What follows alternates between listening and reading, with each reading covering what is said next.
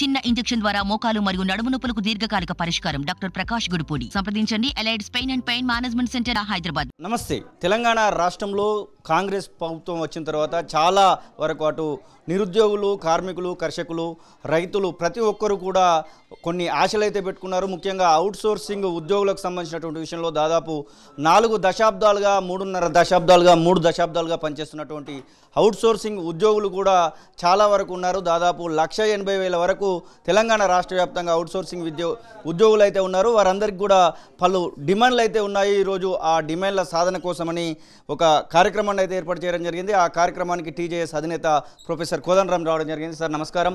వీరికి సంబంధించినటువంటి డిమాండ్స్ గతంలో ఈ 10 ఏళ్లలో మీరు చాలా మీటింగ్లలో పాల్గొన్నటువంటి సందర్భాలు కూడా ఉన్నాయి. ఎలాంటి డిమాండ్స్ను వాళ్ళు అడుగుతున్నారు? ప్రభుత్వం చేయడానికి అవకాశం ఉన్నవేమి? ఇప్పుడు ఇందులో విషయం ఏంటంటే, ప్రభుత్వానికి ఈ అవుట్సోర్సింగ్ ఉద్యోగులకి మధ్యన ఒక ఏజెంట్ ఉంటాడు. ఆ ఏజెంట్ ద్వారా వాళ్ళు పనిలోకి వస్తారు. జీతం వాళ్ళు ఏజెంట్కి ఇస్తారు. ఏజెంటు జిఎస్టీ కట్టి తన కమిషన్ తీసుకున్నాక మిగిలినవి వీళ్ళకి ఇస్తాడు. ఒక్కొక్కసారి పిఎఫ్కు దానికి కట్టింగ్ చేస్తున్నామని చెప్తారు, కానీ అయింది లేనిది కూడా ఒక్కొక్కసారి సరిగ్గా సమాచారం కూడా ఉండదు. మరి ఈ పరిస్థితుల్లో ఆ పని ఎల్లకాలం ఉండే పని అయితే వాస్తవానికి రెగ్యులర్గానో కాంట్రాక్ట్ బేసిస్ మీదనో పెట్టుకోవచ్చు ఉద్యోగస్తులని. ఈ ఏజెన్సీ ద్వారా తీసుకోవటం వల్ల జరిగేది ఏంటంటే, ఏం పని చేయకుండా నడుమున్న ఆయన తినిపోతుంటాడు. అది ఒక ఎట్టి కార్మికులలాగా పని చేయవలసిన పరిస్థితి ఏర్పడుతుంది. ఎట్టి కార్మికుల్లాగా పనిచేయటం, వాళ్లకు రావాల్సిన జీతాలు కూడా సకాలంలో రావు. 3 నెలలకు 4 నెలలకు ఒకసారి వస్తుంటాయి. దాంతో బతుకుడు కూడా కష్టమవుతుంది. అప్పుల పాలైపోతుంటారు. ఈ పరిస్థితి పోవాలంటే ఒకే ఒక మార్గం. ఈ ఏజెన్సీలు కూడా వాస్తవానికి చాలా వరకు గత ప్రభుత్వము తమ బంధువులకు, కావలసిన పార్టీ నాయకులకు ఇచ్చింది. కాబట్టి ఉట్టి పుణ్యాన ఏం పని చేయకుండా నడవన మేసిపోవుడు కరెక్ట్ పని కాదు. ఆ జీతం అనేది ఎవరు కష్టపడి పనిచేస్తున్నారో ప్రభుత్వమే నేరుగా చెల్లిస్తే ఆర్థికంగా లాభం జరుగుతుంది. ఏజెన్సీ వ్యవస్థను రద్దు చేయండి, నేరుగా చెల్లించండి, మాకు కొంత ఉద్యోగ భద్రత కల్పించండి అనే డిమాండు న్యాయమైంది. తప్పకుండా దీన్ని ప్రభుత్వం దృష్టికి తీసుకువెళ్తాం. పరిష్కారానికి మా వంతు ప్రయత్నం సీరియస్గానే చేస్తాం. గత ప్రభుత్వంలో దాదాపు 40-50 వేల మంది కాంట్రాక్ట్ కార్మికులను పర్మనెంట్ చేస్తూ జీవోలు తీసినటువంటి పరిస్థితి. అవుట్సోర్సింగ్ వాళ్ళకు కూడా అలాంటి అవకాశం ఏమైనా ఉండబోతే అటువంటి అవకాశం ఏమైనా ఉందా?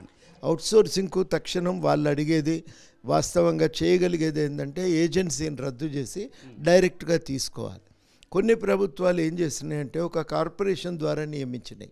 అట్లా కూడా వాళ్ళు కొంత వీళ్ళ మీద దోపిడీ జరగకుండా ఆదుకొని వాళ్లకు రక్షణ కల్పించినాయి. కాబట్టి 2 కూడా పద్ధతుల్లో ఒక పద్ధతి గవర్నమెంట్ ఎంచుకోవచ్చు, దాన్ని పరిష్కారం చేయవచ్చు. ఒక మాట సార్, క్యాబినెట్ మీటింగ్కి సంబంధించినటువంటి విషయంలో టీఎస్ను టీజీగా మారుస్తూ ఒక నిర్ణయం, ఆ తర్వాత జయ జయ హే తెలంగాణ పాటని రాష్ట్ర పాటగా మారుస్తూ, రాష్ట్ర గీతంగా మారుస్తూ ఒక నిర్ణయం అయితే తీసుకున్నటువంటి పరిస్థితి. తెలంగాణ ఉద్యమంలో జేఏసీ చైర్మన్గా పనిచేసినటువంటి వ్యక్తిగా మీరు 4.5 కోట్ల మందిని ముందుకు నడిపినటువంటి వ్యక్తి. ఎట్లా అనిపిస్తుంది ఈ 2 నిర్ణయాల పట్ల? ఇప్పుడు జయ జయ హే పాట నా దృష్టిలో అయితే అద్భుతమైన నిర్ణయం. అందరం కోరుకున్నాం.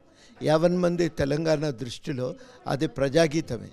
ఆ ప్రజాగీతం అయిన తర్వాత అట్లాంటి దానికి ఇవాళ సాధికారిత దొరికింది. అంతే, ప్రభుత్వం గుర్తింపునిచ్చింది.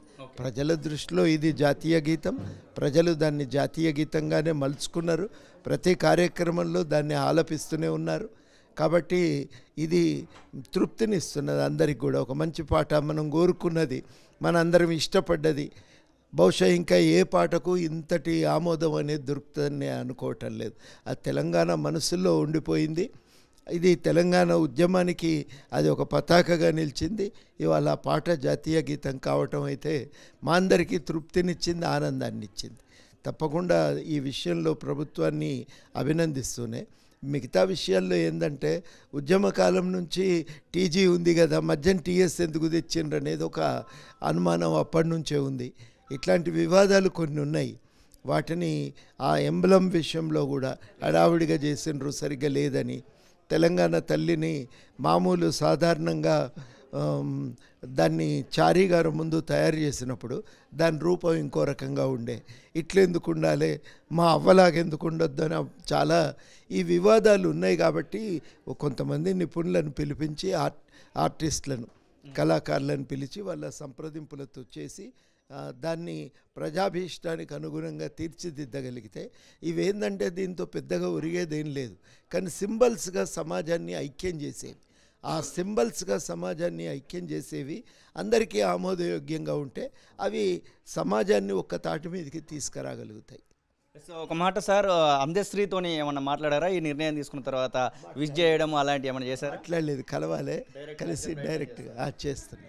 ఓకే సార్, ఈ చాలామంది ఇట్లాంటి వాళ్ళందరూ కూడా ఇక్కడ మీ వెనకాల నిలబడటంలే కాదు, దాదాపు ఆఫీస్కి వచ్చి కలుస్తున్నారు, ఇంటికి వచ్చి కలుస్తున్నారు, మీరు ఎక్కడికైనా మీటింగ్కి వెళ్తే కూడా చాలా రిప్రజెంటేషన్స్ ఇస్తున్నారు. ఈ రిప్రజెంటేషన్స్ అన్నీ ప్రభుత్వం దృష్టికి తీసుకెళ్ళడానికి మీరు ఏదో ఒక పొజిషన్లో ఉండాలి.